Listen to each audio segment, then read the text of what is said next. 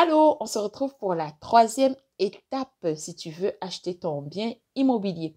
Donc, dans les deux premières étapes, on avait vu qu'il fallait définir son besoin, il fallait savoir ce qu'on veut, ses objectifs, et ensuite, on va chercher une préautorisation hypothécaire qui nous indique quel montant est-ce qu'on est capable de se faire financer.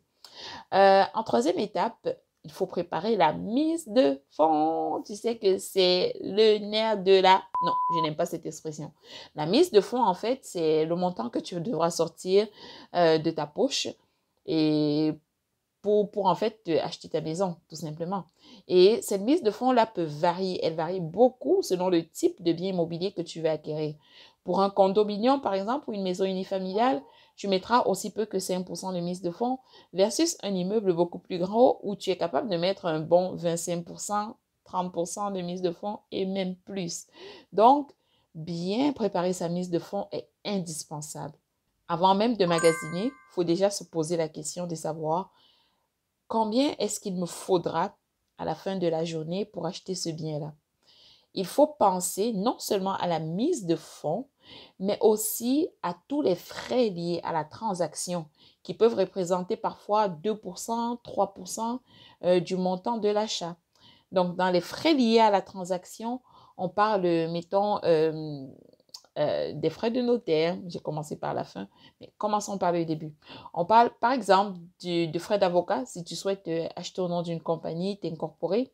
On va parler d'inspecteur en bâtiment, on va parler d'un évaluateur agréé, on va parler des frais de notaire, on va parler de frais de déménagement si tu souhaites habiter ton bien.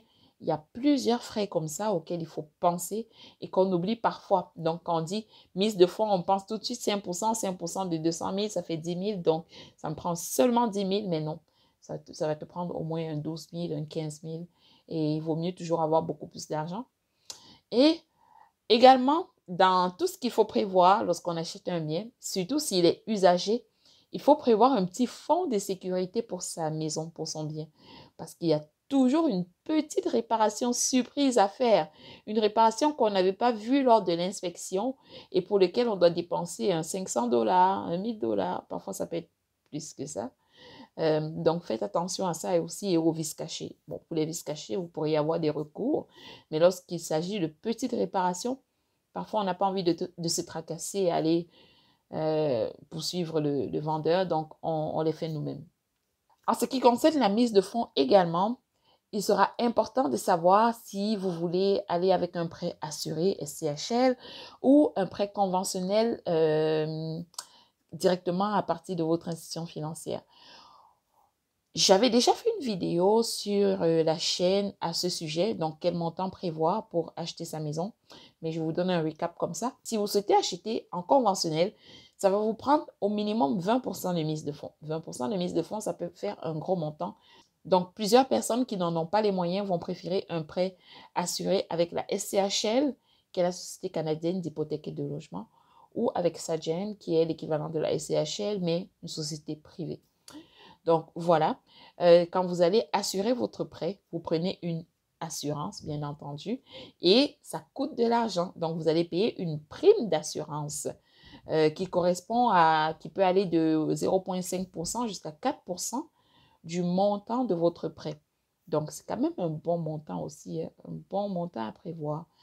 Mais heureusement, votre banque va vous financer cette prime-là. Donc, vous n'aurez pas à sortir l'argent de votre poche. Elle va rajouter la prime sur le montant de votre prêt. On prend toujours l'exemple d'un prêt de 200 000.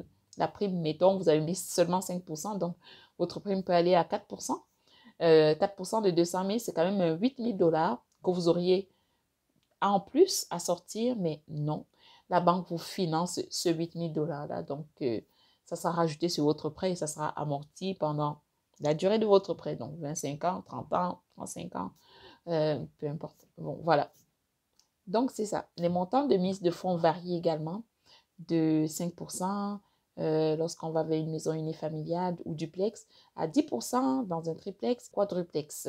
Tu as aimé ces informations, mets un pouce en haut et abonne-toi. Active la cloche de notification en dernier, partage pour que d'autres personnes puissent bénéficier de ces informations-là. Et on se retrouve la semaine prochaine pour la 4e étape.